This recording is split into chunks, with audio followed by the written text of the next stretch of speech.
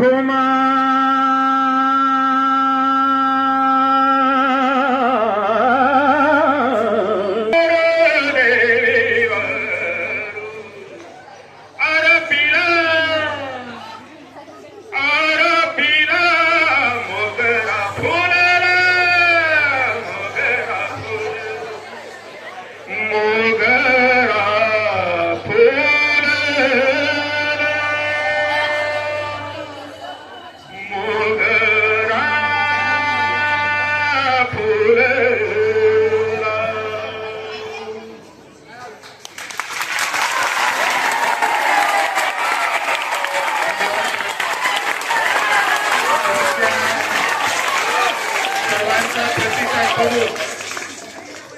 असं वाटतंय की सर्वांना